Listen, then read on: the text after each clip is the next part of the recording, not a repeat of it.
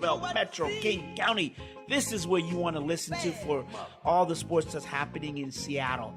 Seattle Sports Weekly on RainierAvenueRadio.World.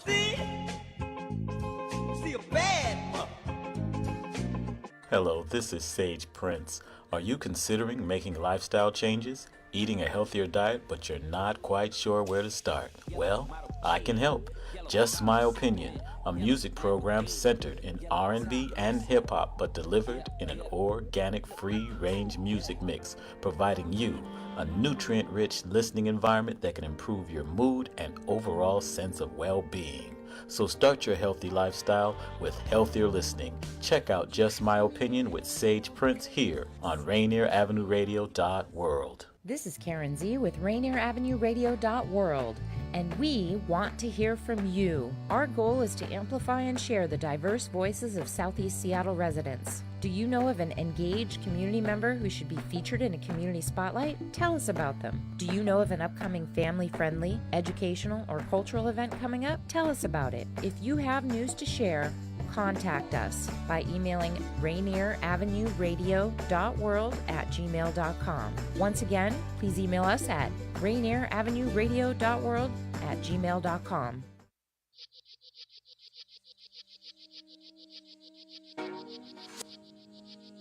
Hello there, you are listening to the news on RainierAvenueRadio.World. I'm Kendra. Today is Wednesday, April 10th. The news on Rainier Avenue Radio is live every Wednesday from 6:30 to 7 p.m., providing you with current, trustworthy, useful news content focused on super service to the local South Seattle audience. We will not tell you what to think, but instead provide the basics for you to discern and decide for yourself. In local news, last Friday, 26 utility poles collapsed in Tequila during stormy weather just before 4 p.m. According to Patch.com, one such pole collapsed on top of an SUV driven by Tom and Linda Cook of Des Moines. In a video released by Tequila Police, the Cook's SUV is slammed by the pole, and a pedestrian can be seen running across East Marginal Way as poles collapse near the Museum of Flight's Sky Bridge. The Cooks were trapped in their car for about an hour, but fortunately emerged with very minor injuries. Seattle City Light is asking a third party to investigate the incident. The utility does not yet know why the poles collapsed. University of Washington meteorologist Cliff Mass has speculated that weather conditions may have contributed to the collapse. The closest weather station at Boeing Field measured winds of about 33 miles per hour at the moment of collapse. That's likely not strong enough to topple a healthy utility pole, but Mass said that a strong outflow may have boosted winds. In other news, on Monday, a man known for speaking at every Seattle City Council meeting and making Nazi salutes told the council that he would, quote, stick his kosher sausage down their throats forever, unquote. This comes at a tail end of an incident on March 11th where council members looked at their phones while 72-year-old Seattle man Richard Schwartz spoke during public comment. According to Patch.com, the video in question does leave out how, reportedly, Schwartz was not speaking about an item on the agenda and attempted to go over the 2-minute time limit that applies to everyone. The perception of the city council's supposed rudeness towards Schwartz stuck. Angry emails poured in, with many attacks aimed at Councilwoman Deborah Juarez. One email accused her of, quote, looking up recipes for tortillas, unquote, on her phone during the March 11th meeting. Another person called her a, quote, unquote, disgusting cow, and one man threatened sexual violence against her. Juarez did not answer questions from Patch.com about how Schwartz's video has affected her. She is running for re-election in 2019. Also, tomorrow, the City Council will hold a public hearing on the proposed Seattle Public Library levy renewal, where Seattle residents will have a chance to give feedback. Patch.com reported that the 7-year, $213 million levy will likely be on the ballot in August. This is a renewal of the $123 million levy voters passed in 2012, which made up about 25% of the library system's total funding. If approved, the renewal levy will take on some notable new challenges. The levy will raise about $8 million to eliminate fines and late fees, which disproportionately affect low-income and people of color. The levy will cost the owner of the medium-priced home of about $85 per year, according to initial estimates. That's about $3 more per month compared to the 2012 levy. The Thursday public hearing begins at 5:30 p.m. at City Hall in City Council chambers. After Thursday, the Library Select Committee will hold one more hearing, and the full council is scheduled to vote on April 22nd to send the levy to the ballot. Over to you, Natalie, with more local and regional news. Thanks, Kendra. Metro tests, according to the Seattle Times, despite a new system aimed at making fare enforcement less punitive, King County Metro still has work to do in helping riders with the lowest income afford to take the bus. This synopsis comes from a new report from the agency. Surveys and agency data show that many people who fail to pay their fares are experiencing homelessness or have very low incomes. Plus, people who would qualify for Metro's existing discount programs aren't enrolled. The agency is now working on a new discount program to be based on riders' incomes. The report, released this week, is the first assessment of the new fare violation system created last year. As Metro prepared to roll out its new system last fall, enforcement was on hold. Instead, officers boarded buses, checked fares, and when someone had failed to pay, gave them a survey instead of a ticket. Of about 3,600 people surveyed, 43% reported household income of less than $1,000 a month, according to the report. Nearly a quarter reported no income at all. About a half qualified for Metro's discount Orca Lyft program but weren't using it. The Transit Riders Union, Puget Sound Sage, and other groups are now calling on Sound Transit to make similar changes to its fare enforcement system. Previously, getting caught not paying bus fare multiple times could result in a misdemeanor criminal charge, compounding challenges for people struggling to make ends meet. Under Metro's new system, riders can resolve a fare violation within 90 days by doing one of the following options. If the violation is not resolved, the rider can face suspension. In other news, this, according to My Northwest, is part of Seattle's Innovation Advisory Council. Mayor Jenny Durkin unveiled a handful of collaborations with local tech companies to tackle everything from homelessness to earthquake safety. The IAC was formed through an executive order from Mayor Durkin in August 2018 with the stated goal to, quote, ensure the city is well prepared to use data and tech solutions on the city's challenges, including the delivery of basic services, the housing and homelessness crisis, and mobility and transportation issues, end quote. Members of this council include representatives from Amazon, Expedia, Tableau, Microsoft, Zillow, and more. 7 total projects were unveiled designed to tackle many of the issues most prevalent in Seattle right now. Notably, Zillow partnered up with the City Office of Housing and Housing Connector on an app to provide information for affordable housing in Seattle. Zillow hopes to expand the app out to other cities in the near future. Elsewhere, Amazon Web Services and Twitter teamed up on a prototype for an early earthquake warning system. The plan is to eventually, quote, help prepare for a successful launch to the general public in the Pacific Northwest, end quote.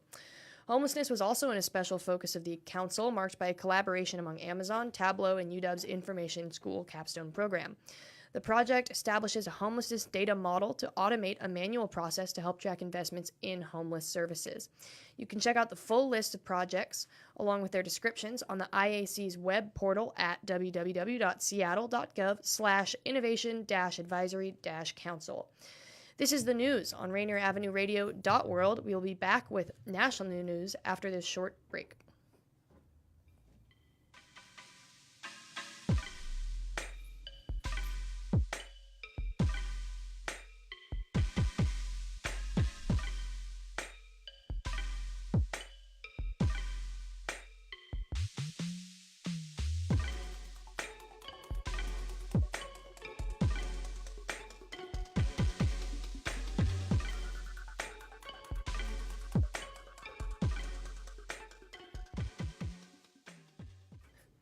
Welcome back to the news at RainierAvenueRadio.World. In Denver, Colorado, locals face blizzard conditions, heavy snow, and frigid air just a day after previously sunny weather. The New York Times stated that temperatures will drop from 70 degrees to 50 degrees, but could drop to something as low as mid-20s tonight. Forecasters predicted there could be a 55-mile-an-hour wind gusts and up to 10 inches of snow and whiteout conditions that will make it nearly impossible to drive. The effects of the low-pressure system will be felt from Colorado through Michigan, with heavy snow and thunderstorms, and even down to Texas, where dry conditions and high winds have led to fire warnings. To some, this doesn't come as a surprise. Natalie Sullivan, a meteorologist with the National Weather Service in Boulder, Colorado, said that April is historically the state's second snowiest month of the year. Quote, in Colorado, that's not uncommon at all. We have warm conditions, and then a weather system will come through and bring cold air from a different region, and then, boom, you have snow coming down. Unquote. Officials in states across the Midwest are bracing for the dangers that come with severe weather. In other news, earlier today, the families of some of the victims of the Parkland, Florida mass shooting last year filed 22 lawsuits against the local school district and sheriff's office. According to the New York Times, the lawsuits claimed that the Broward County Public Schools failed to keep Marjorie Stoneman Douglas High School students and staff safe, in spite of warning signs that the shooter, a former student, had threatened violence against the school community. The shooter in question faces the possibility of the death penalty for killing 17 people and wounding 17 others. The lawsuits filed on behalf of 12 of those killed in the shooting and 10 others who were injured also claim that the Broward County Sheriff's Office failed to try to stop the gunman during the rampage. Scott Peterson, a former sheriff's deputy and the only armed police officer at the school on the day of the shooting, remained outside the building. Peterson, who retired in the days after the massacre and has maintained that he was unsure of the gunman's location, is named as a respondent in the lawsuits along with the sheriff's office, the school district, and an unarmed campus security monitor, Andrew Medina. Medina saw the shooter get out of an Uber ride with a large bag and walk into Stoneman Douglas High School, but did not confront him or call for a school lockdown. He lost his job last summer. Henderson Behavioral Health, a local clinic that treated the shooter, is also named in the lawsuits. Also, for our ongoing coverage of the college admissions scandal, on Tuesday, federal prosecutors brought new money laundering charges against 16 parents enmeshed in the college admissions scandal. According to the New York Times, this includes Hollywood actress Lori Loughlin and her husband, the designer Mosina Giannulli, who were among those indicted on the count of conspiracy to commit fraud and other money laundering conspiracy. The question of many people's minds is what the punishments will be if the parents are convicted. Former prosecutors say that the penalties for the defendants will depend on a number of factors. This includes how much the parents spent on the scheme to get their child into the college, if they pleaded guilty, if they fight the charges but are convicted anyways, and if they cooperated with authorities. If convicted, those accused of paying some of the largest sums, some families having been accused of paying as much as $500,000 in bribes to get their children to schools, might be penalized the most harshly. Over to Natalie with more news. Thanks, Kendra. This, according to Reuters, Minnesota authorities arrested 58 people accused of attempting to solicit children for sex or for trafficking in a sting operation staged during the NCAA Final Four basketball tournament, state authorities said on Wednesday.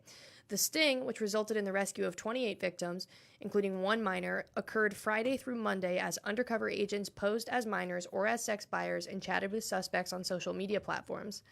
Investigators arrested the suspects as they arrived at an arranged meeting place for an encounter, the Minnesota Department of Public Safety said in a statement.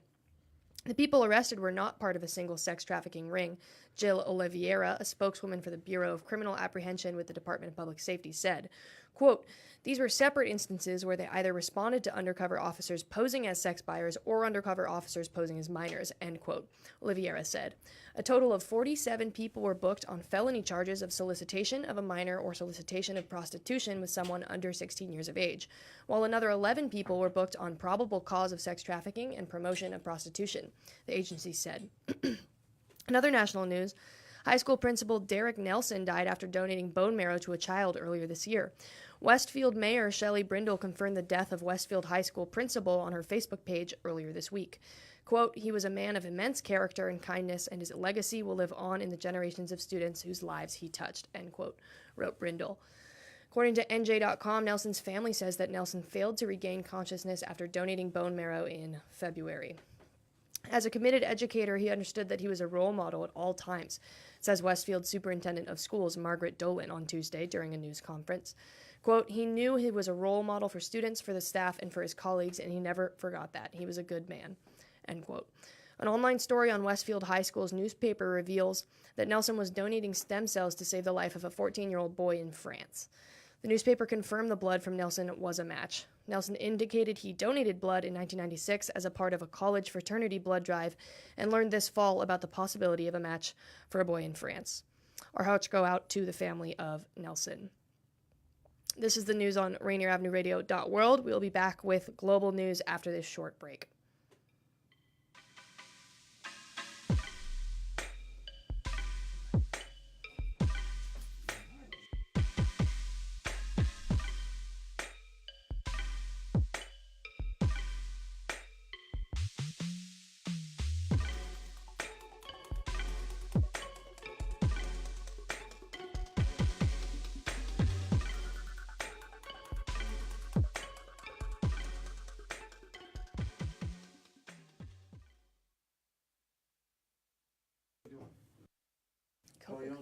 Good. Yeah. Welcome back to the news at RainierAvenueRadio.World. Today, New Zealand passed a law banning most semi-automatic weapons less than a month after 50 Muslim worshippers in the city of Christchurch were fatally shot in terrorist attacks on two mosques. The New York Times reported that the measure was supported by all but one of the Parliament's 120 lawmakers. The passage of the bill means temporary restrictions imposed by Prime Minister Jacinda Ardern 6 days after the massacre to prevent New Zealanders from stockpiling guns before the law went into effect will now be permanent. The law outlaws military-style semi-automatic weapons and assault rifles, and violators face 5 years in prison. Some semi-automatic guns will still be allowed, including 22 caliber rifles with magazines holding less than 10 rounds, and shotguns with internal magazines that hold no more than 5 rounds. All of the weapons used by the Christchurch gunman will be banned, as well as the parts and magazines that can convert into low-powered guns to higher-powered versions. Sports shooters and farmers were among those who pleaded for exemptions to the restrictions, though lawmakers allowed two: commercial pest control businesses and for licensed collectors of guns, or those who want to keep their particular guns as heirlooms or mementos. Prime Minister Ardern told Parliament that she could not have faced the surviving victims of the Christchurch attack, quote, hand on heart, unquote, and told them, quote, our system and our laws allow these guns to be available, and that is okay. It is not, unquote. In other news, according to NPR, Japan's military has confirmed that one of the F-35A jet fighters has crashed into the Pacific Ocean during a training exercise. National broadcaster NHK reports that search crews have recovered part of the plane's tail. As of midday Wednesday in Japan, the plane's pilot, reportedly in his 40s, was still missing. It is not clear whether he ejected before the plane crashed. The crash has raised concerns both about the safety of the F-35, which Japan plans to adopt as the mainstay of its Air Force, and the possible intelligence windfall that any foreign government would score in the event that they could beat Japanese or U.S. search crews to the missing plane's wreckage. The plane took off of the Misawa Air Base in northeast Japan's Aomori Prefecture around 7 p.m. for a combat training exercise with 3 other jets. There were no signs of any other problem until half-hour later when the pilot communicated that he was calling off the mission. The plane then disappeared from the radar roughly 80 miles east of Misawa. Misawa is home to both U.S. and Japanese air forces. It also reportedly is a center for the Allies to collect signals intelligence. It is home to Japan's first squadron of F-35A fighters, which began operations just last month. Japan has grounded its 12 remaining F-35As at Misawa, as well as other military flights. While there are no indications that anyone other than Japan and the U.S. are trying to recover the crashed F-35, the concern that it might fall into foreign hands, such as Russia's or China's, is a reminder that the U.S., quote, forward-deployed, unquote, forces in the Western Pacific operate in a crowded region, where chance encounters and competition with other major powers is a constant condition. Now over to Natalie with more global news. Thank you, Kendra. Heavy rains have left a trail of destruction in Rio de Janeiro, killing at least 10 and leaving streets soaked with so much water that rescue workers are swimming along roads in the Brazilian city. Torrents of water gushed down streets, sweeping up cars and uprooting trees after rains that began on Monday evening. The downpour slowly weakened by Tuesday evening, although Mayor Marcelo Crivella said the city was still in crisis mode, the highest of 3 official emergency levels. Officials said 6 inches of rain fell in just 4 hours on Monday night, more than the average for the whole month of April. Local television stations showed firefighters in that neighborhood wading through knee-deep water, pulling a small boatload of children evacuated from a school bus on a flooded street. Photographs showed emergency workers swimming along a highway in order to reach a submerged car. Sirens sounded in 20 flood-prone areas of the city, alerting people to make their way to pre-established safe spaces. However, no alarm was given in the Babylonia slum, which sits on a hill behind the iconic Sugarloaf Mountain. The fire department said 2 women there died in a mudslide, leading local residents to complain about the lack of warning. Mr. Crivella, acknowledging the city's lack of preparedness for the deluge, said sirens did not sound in Babylonia because the water had not reached the minimum threshold to activate the alarms. In other news, Israeli Prime Minister Benjamin Netanyahu appears to be on his way to a 4th consecutive term. The election is neck and neck between his right-wing party and that of his top contender, centrist political newcomer Benny Gantz. But with at least 97% of the votes counted, Netanyahu appears to be in the best position to form a government because of the strength of other right-wing nationalist and religious parties. In the final days of the campaign, Netanyahu has vowed to annex Jewish settlements in the occupied West Bank, and NPR suggests this is a move that would squash any remaining hopes of a 2-state solution to the Israeli-Palestinian conflict. Why else does Netanyahu's 5th term as prime minister matter?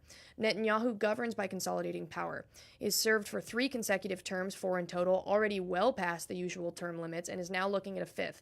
At his busiest, Netanyahu has held 6 ministerial portfolios simultaneously, including the premiership. He has dropped some at times, but at present heads multiple portfolios, the four major ministries of defense, foreign affairs, health, and Aliyah and integration, formerly the Administration of Immigration. Under his leadership, the Knesset, Israel's legislature, has passed laws that undermine free expression, civil society targeting left-wing NGOs, and minority protections. The nation's state law, which, as a basic law, has constitutional status passed in July, defines Israel as an exclusive ethno-national state, demotes minority rights, and declines to mention equality. This is the news on RainierAvenueRadio.World. We'll be back with sports news after this short break.